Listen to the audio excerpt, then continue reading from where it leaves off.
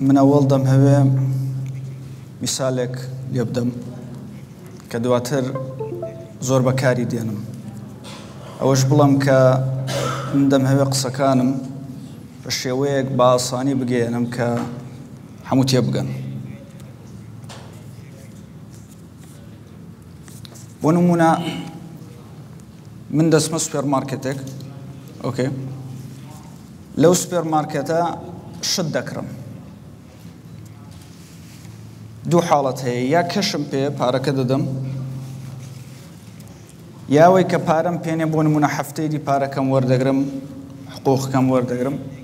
دلم كاك زحمة النبي لا دفتري قرض كان دن يوم بنوسا ونمونا 20,000 دينار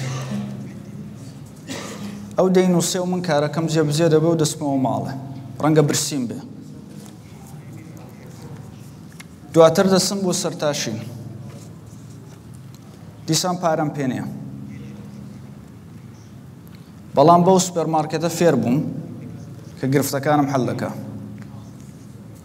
دسما كان سوبر ماركتا دلم دكري ديسان نيوم بنوسي دلت سدبه دلم دم يسرم تاكم دلن نيمانا دلمنا نيوم بنوسا لبه لدفتركين نيوم دنوسه بون منا 20,000 دينار دلم زحمة نبي بوم ليكوا بوم دبره كبري يدي من بو سوبر ماركتية قرضدار نيم شو نيمني تيدانه بلام نيوكي خوم بيه ديبه مكن سرتاشكا دلم فرمو پارم پينيه بلام تو دتواني شوية شوية لسوبر ماركتك تشيد بيوستا بكري لو مثال دا هرو يك سوبر ماركت هي وقبولي دكا وشوية دسيتا ويش باي 20,000 شد دكريو كشوية شوا كاغازكي من دادن يتولو بيوي دسوس بينتو يدي استا من بو سوبر ماركت قرضدارم چون نيوم لوي هي بلام گرنگي او مثال او بو كاگر او سوبر ماركت او ايشي نكربا او كاغازي ندابامه من سرم تانا دكرا والسرتاشكش لو دادنشت او كو سرتاش لو دادنشي كاري نامنه لا ابوري دا بيدلان جي دي بي دنيشتو من كارم بجي دي بي نيه كاتك خلق دادنشه ابوري رادا وسته زال مقياسي سكولا تاثر ورده كاري سوبر ماركتكي قرتي حمو روجي خلق بي فير بوبون او تشون داوان اللي ذكرت وكاركان انجي بزي ذكرت وايلي هات كا إدي سوبر ماركتك اشتينا دينا كلو بلو هيش شينا دينا بزلي ودانش بو دفتر اكيبيا بو قرزي دا بيوي قرزي وردقر دهات دروي لو بيناش دا باري شي بچوكي ورزدكود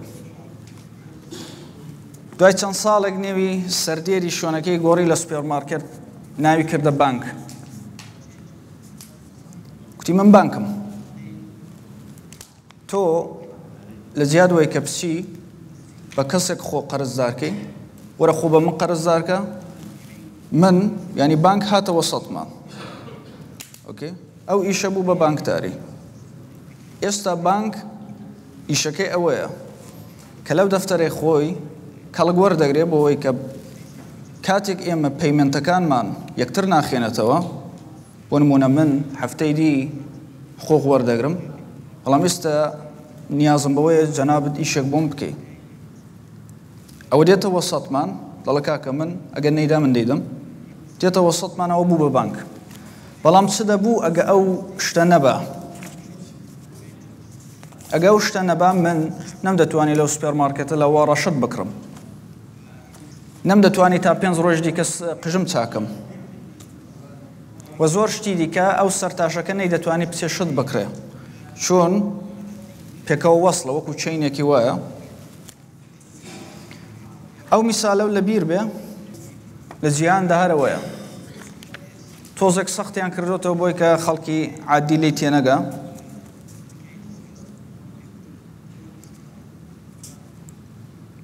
خاڵێکی گرنگ کە لێرەدا دەمهەیە باسی کەم زۆر شتێکی گرنگە ئەوژەوەیە کاتانێکمان هەیە لە تاریخدا کە پارە ون دەبێ بە چمانە بۆ نمونە 15 میلادی قەرنی 15 میلادی کە کریستۆف کۆلۆمب ڕێکەوت بۆ سەر ئاوە بڕوە 100 ڕۆژی پێچوو لە ئەتلانتیک و دایەری دەنووسی خاتراتی خۆی دەنووسی لەو خاتراتی خۆیدا ئەگە بچم بیخێنەوە 65 بار باسی زێڕی کردو ینی بزانە چەندە تەرکیزی لەسەر زێر بوو کە لە 100 ڕۆژدا 65 بار باسی کردو بۆ بە کانتێکستی ئەو زمانی بخێنەوە چون ئوروپا ئەو دەم لە دیپڕێشنێکی ئابووریدا بوو یعنی چی یعنی کە ئوروپا شتی لە ئاسیا دەکڕی ئاسیایەکان شتەکان هۆردینگ دەکرد پارەکانیان شتیان لە ئوروپایان نەدەکرێەوە وای لێ هات بەنێو بوڵیەن فامن یعنی زێر ون بوو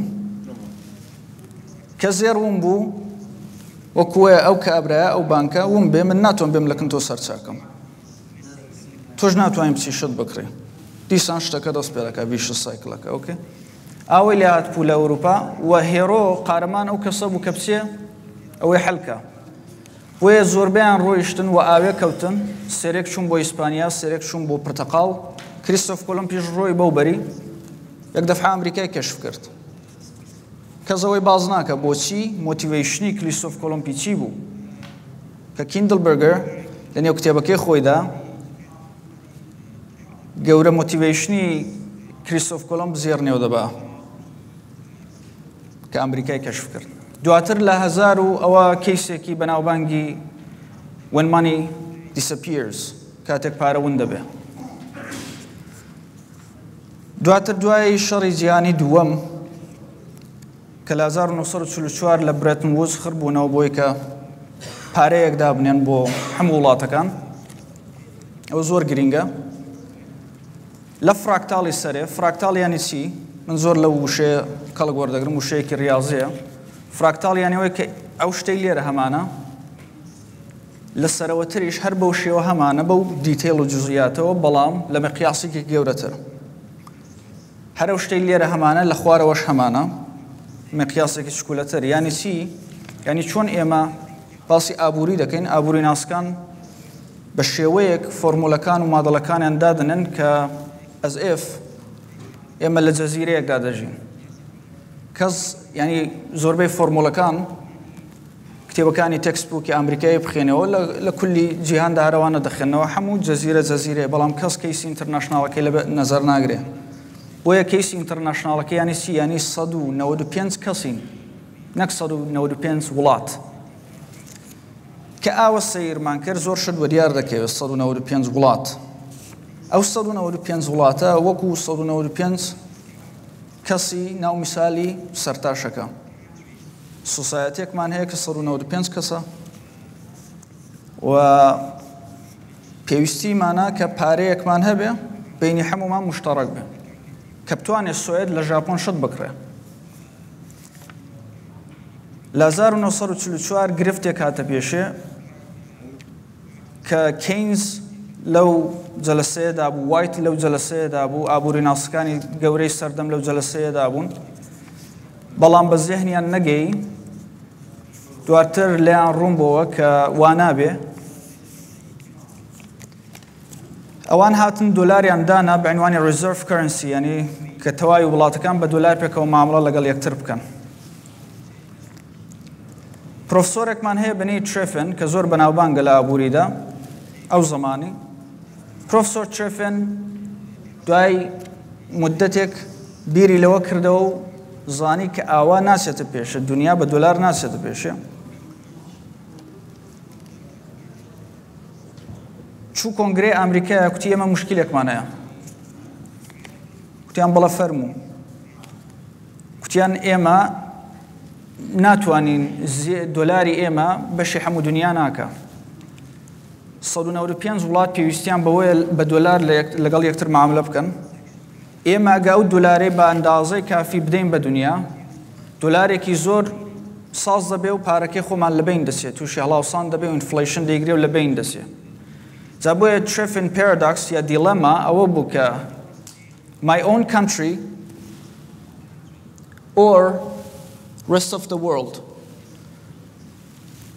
وڵاتی خۆم یا بەقیە وڵاتەکان ئەگەر ڕۆژێکی کوردستان دابێ و ڕزەرڤ کارنسی دنیای هەبێ دیسانی شەرەوە پێشدێتەوە ئێکۆنۆمیستێک لە کوردستان دەبێت دەڵێ وڵاتی خۆمان یا بەقیەی دنیایە ئەگە وڵاتی خۆمان بپارێزین دنیا دەشێوێ ئەگە دنیای بپارێزین خۆمان لەبین دەچین تێوەرێکی ناسراو دەتوانن ئێستاش لە دانیشگاکان لە جامعەکان دەڕزە کوترێ جا کتێبێکی هەیە لەنێو کتێبەکەیدا فەسڵێک نووسراوە The World Dollar Shortage دەڵێ کەمی جیهانی دۆلار بەڵام لەوێدا شتێک باز دەکەم دەڵێ شتەکەی دەڵێ و لێ قبول دەکەن بەڵام دەڵێ ئەمن ئاگادار و دەکەمەوە دە ساڵی ئایندە جیهان ڕوبەڕووی دیپڕشن دەبێت دیفلیشن دەبێت شتەکان هەرزان دەبن یعنی چی چون شت هەرزان بوون بە قەولی کەینزی دەڵێ بینی شت هەرزان بوون و شت گران بوون هەردوو یەک ئەژدیهان بەڵام گرانبوونەکەی هەڵدەبژێرم چون شت هەرزان بوون زۆر سەخترە لە شت گران بوون کوتی دیپڕشن دێ و دنیا جوانەکان و گەنجەکان زەربەیەکی زۆر دەخۆن بەڵام دواتر 10 ساڵ دوایە هات شتێکی نووسی کوتی ببورن من ئیشتبا بووم وە سێرێک شتم نەدیت ئەو سێری شتانێک کە نەیدیت لەوێدا باز دەکا ئەو شتێکی ئێستا دەمهەیە باسی بکەم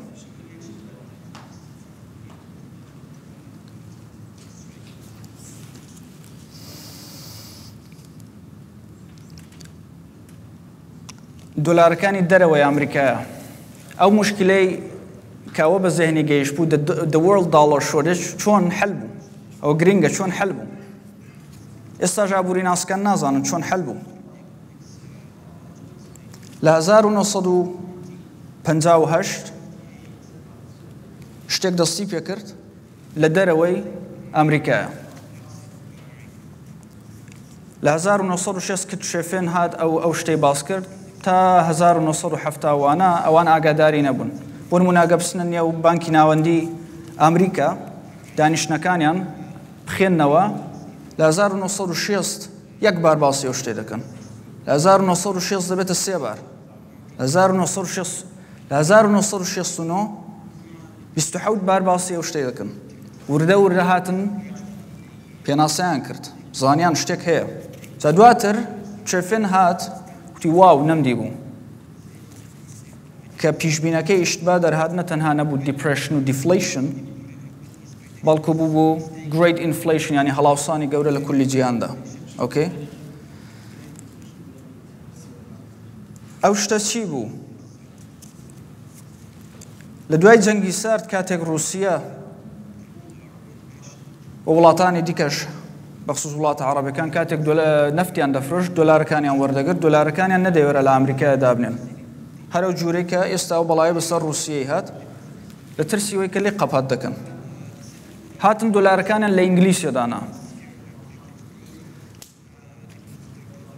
بانکدارە ئینگلیسیەکان کە تەجروبەیەکی زۆریان هەبوو و ئەوان خاوەنی بانکداری جیهان و پێشتریش پێش دۆلاری پاوند ڕزەرڤ کارنسی دنیای بوو هاتن کوتیان کاکە ئەمریکا دۆلارەکانی تۆمان ناوێ من دەبمە سێحەبی دۆلارەکانی بەقیەی دنیای یعنی my own country بۆ خۆت rest of the world بۆ من دەستی کرد بە money creation یعنی دەستی کرد بە پارە سازکردنێک بەڵام پارەی کەشنا هەموو سیستمێکی ئەکاونتینگە وەکو ئەو دەفتەر قەرزەی کە لێرە باسم کرد یعنی ئینگلیس هەمان سوپەرمارکێتەکەیە کە قەرزی من وە سەرتاشەکە من سوێدم تۆ ژاپۆنی ئینگلیس هات ئەو دەفتەرە نەسیەی بە وحدە گرت و بوو بە سوپەرمارکێتەکە لە میسالی سەرتاشەکەیدا ئینگلیس دەستی کرد بەو مانی کریێشنانە و تەواوی دنیا دۆلاری تێدا بوو دۆلارێکی زۆر بە وڵاتیدا وەرببوون و خەڵک دەستیان دەکرد بە تەکان خواردن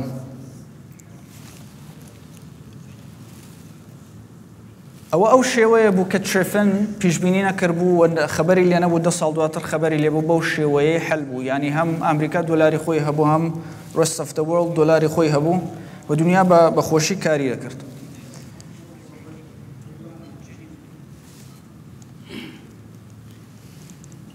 لە نێو بەحسی بانکداریدا ئێمە سنترال بانکمان هەیە کمەرشل بانکمان هەیە ینی بانکی ناوەندیمان هەیە بانکی تجاری و عادیمان هەیە. ئەوە زۆر گرینگە کە بزانین ئێمە ئەمریکای چۆن ببینین. بۆ نمونە خەڵک دەڵێت چین وەکو مانیفاکچری وەکو کارخانەیەک وایە بۆ دنیا. ئۆکێ؟ ئێمە گرینگە بزانین ئەمریکا چۆنە بۆ دنیا. لە نێو سیستمی بانکیدا تاقیقێکیان کردبوو لە ئەڵمان و دواتر بانکی ناوەندی ئینگلیسیش هاتەوەی پژڕاست کردەوە کە چێ پارەی چاپ دەکا پارە بەدەست چێە بانکی ناوەندی بانکەکان دەوڵەت پارە بە چێە و دیار کەوت کە 3% پارەی کە لە دەرێ ینی مانی سوپلای لە دەرێ هەیە بە دەست بانکی ناوەندێ 97 بەدەست کمەرشل بانکەکانن بۆ چون ئەوانن مانی کریشن دەکەن. ئۆکەی؟ بانکی ناوەندی فەقە وەکو جانەترێک وایە وەختێک مشکلێک هاتە پێشێ دێ ڕێسکیو دەدا ینی شتەکان خڕ دەکاتەوە و شتەکەی چا دەکاتەوە و دەکشێتەوە. ئەوە داستانەکەی بوو. بەڵام لە 9 ئاگۆستی 2007 شتێک قەوما کە بەداخەوە کەس باسی ناکە و لە 9 ئاگۆستی 2007 فاینانشل تایمز زەنگی بۆ زۆر ئێکۆنۆمیست و زانای دنیا لێدا کەس جوابی نەداوە بەغێرە 2 کەس پرۆفسۆر گەری گۆرتون لە دانیشگای یەڵ بۆ چون خۆیان ئامادەکرد بوو 30 ساڵ لەسەرەوەی تاقیقی دەکرد خەڵک بە شێوەیەکی دەیکوتۆ کاتی خۆت دەکوژیەوە لەسەر پارە کارە مەکە چون هەموو دنیا پارەیە. لە 9 ئاگۆستی 2007 ئەو سیستمە تۆقی یعنی ئینگلیس و دۆلارەکانی دەرەوە تۆقی جاگە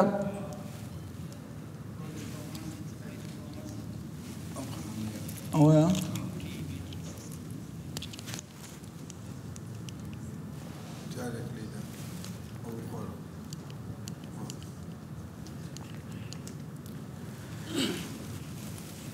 ئەو چارتە هەموو شتێکی تەوزیح دەدا پێش 9 ئاگۆستی 2007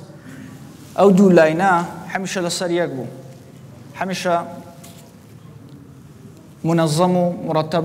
لەسەر جێی خۆیان بوون. ئەو لاینەی خوارەوە ئەو بڵوویە ئەو دۆلارەکانی ژوورەوەی ئەمریکایان. ئەو لاینەکەی سەرەوە ئەو نقطەکانە ئەوەی سەرەوە کە گرێیە ئەو دۆلارەکانی دەرەوەی ئەمریکا بوون کە ساحبەکەی ئینگلیس و ژاپۆن و کەیمن ئایلەند و سویتزەرلەند و سنگاپور وانە بوون کە ئەوان ئەو یۆرۆ دۆلارانیان دیستریبیوشن دەکرد کە ئەوەش بڵم بەو دۆلارانیان دەکرد یۆرۆ دۆلار ینی دۆلارەکانی دەرەوەی ئەمریکا ئەو دەم یۆرۆ نەبوو یۆرۆ بە مانای دەرەوە بووم بۆ نمونە ژاپۆن کە یەنی ساز دەکرد لە ئینگلیسێ پێیان دەکرد یۆرۆ یەن ینی یەنەکانی دەرەوە ئەو یەنانەی کە لە ژوورەوەی ژاپۆنی ساز ناکرێت لە دەرەوە لە ئینگلیسە ساز دەکردرا. یەک دەفعە لە 9 ئاگۆستی 2007 ئەو دوویە لێک ترازان و قەت یەکتریان نەگرتەوە. بۆ چۆن سیستمی بانکی ئینگلیسێ نامهێ واردی جوزئیاتەکەی بم تۆقی و خۆی نەگرتەوە و ئەگە ئەو چارتەی چاو لێ بکەین لە 1970ەوە ئەوە بە کوردی تەوزیحی بدەم یانی چییە و ئەو چارتە زۆر گرینگە. ئەو چارتە هەمان دەفتەری ئەو سوپێرمارکێتیە کە چەندەی نێوی خەڵک دەنووسی چەندەی نێوی خەڵک دەنووسی هەموو ڕۆژێ سەفحەیە 2 سەفحەی پڕ دەکردەوە 3 سەفحە 4 سەفحە ئەوە دەڕۆیشتە سەرێ. یەک دەفعە لە 2008 کە سیستمی بانکی دنیا خرابوو ئیدی قەت خۆی نەگرتەوە قەت نەچووە ئەو شۆنە و ئەو گەپەی کە لەی داوە ئەو شتەیە کە ئێستا من باسی دەکەم the world dollar shortage بەڵام وەکوی ترێفینی نییە کەو دەیکوت the world dollar shortage ئەمن دەبێ بڵێم the euro dollar shortage یعنی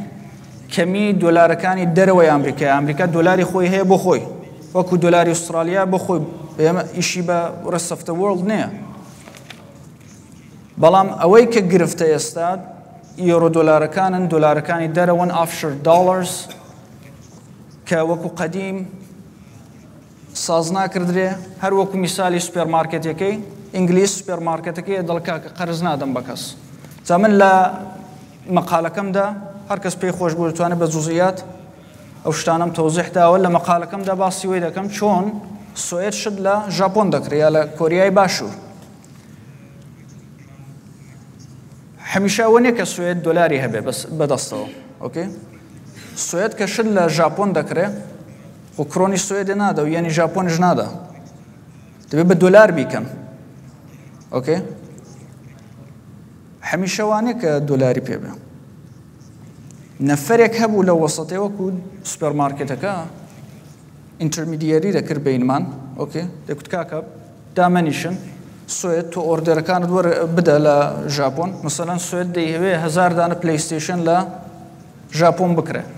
ئەگە دۆلاری پێنە بێ ئەو خەڵکە لە ژاپۆن دادەنیشن حتا بۆ سەعاتێک ئۆکێ کەسێک دەهاتە وەسەتێ وەکو ئینگلیس لەندن دەهات ئەو میانجگەریەی دەکرد دەیکوت کاکە دامەنیشن ئەو کێشەیەکی پەیمێنتەیە من حەلی دەکەم کارەکەتان بکەن لە 9 ئاگۆستی 2007ەوە شتە نەماوە کەس میانجگەریە ناکە بۆیە دنیا شێواوە تحلیلهایەکی زۆرم جۆ لێ دەبێت چه سیاسی چه ئابووری بەڵام زۆربەیان دەبینین لە کەسانی گەورە وەکو پاڵ کروگمن وەکو کەسانی زۆر گەورە ینی پاڵ کروگمن ئەو ساڵ هات معزەرەتخای کرد بوو بورن من ئیشتبابم 2010 دەمکوت ئەمریکا پارە چاپ دەکە ئەمریکا پارە چاپ ناکە ناتوانێت چاپیشیکە بە دەردی ئێمەش ناخوا بەڵام ئەوەی کە پاڵ کروگمن دەڵە ببوورە 10 ساڵ ژیانی جوان و گەنجانی خەسار کرد لە زۆربەی ئەو فۆرمولانەی ئابووری ناسەکاندا ئەو شتە ونە باسی ئەو شتەی ناکەن و وەکوێ لە فراکتاڵی سەرەوە لە نێو ئەو 105 وڵاتەدا پارەیەکی مشتەڕەک نییە کە ئێمە بتوانین معاملەی پێ بکەین بۆ نمونە ئاڵمان دەیهەوێت شتێک بکرێت لە سنگاپور گرفتی هەیە ئەو گرفتانە چۆن دەزانین نامهەیە بچمەم بۆ ناو دیتێل و شتەکان بەڵام هەر کەس پێی خۆش بێ دواتر شتەکانی پێ معرفی دەکەم کە بچێەوە دوای کەوێ و ئەوانە هەموو هەن ئەو شتانە بەڵام داوان لێ کردم کە زۆر واردی توزیاد مەبە لە 9 ئاگۆستی 2007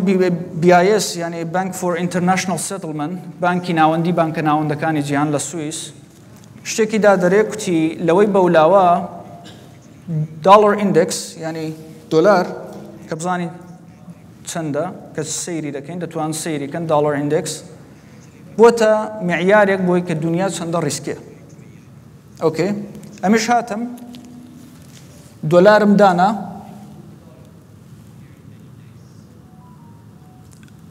ئەوەی خوارەوە دۆلارەکەی ئەو نقطەکە ئەوەی سەرەوەش total merchandise exports تەواوی ئەکسپۆرتەکانی جیهانن کە چەندە وڵاتەکان شت بۆ یەکتر دەنێرن هەمویان خڕ کراوەتەوە لەگەڵ دۆلار بە چەندیە لەگەڵ یەکم داناوە کە سەیریکەن دەڵێ ئاوێنەیە ئاوێنەی یەکترێ یعنی چی یعنی کاتێک دۆلار دەچێتە سەرێ لە 2011 تا 2016 تەسیری هەیە لەسەر داکەوتنی وانە بۆ نمونە لێرە کاتێک دۆلار دێتە خوارێ تۆتال ئەکسپۆرت دەڕاتە سەرێ پێکەوە وەکو ئاوێنە دەڕۆن ئێستا کە لێرە ئێمە قسە دەکەین من پێش ئێستا سەیرم کرد دۆلارم لە بەرابەر هەموو پارەکان و دراوەکانی دنیادا سیر کرد حتا ژاپۆن کە ئەو هەفتەیە زیاترین گرفتی هەبوو سوئیس کە سواپلاینەکانی هەڵکردو بۆ ئەمریکایە 17 دانە بانکی سوئیسی تووشی گرفت بوون ئینگلیس یۆرۆ ئاگاتان لێبوو لە 20 ساڵی ڕابردوودا شتیوانە دیترابوو کە دۆلار لە یۆرۆ قەویتر بێ بەڵام بوو ئەو دۆلار شۆرتێژە حملەی بۆ هەموو وڵاتەکان کردو ئەلانیش دۆلار بێساحەبە وەمەزانن ئەمریکا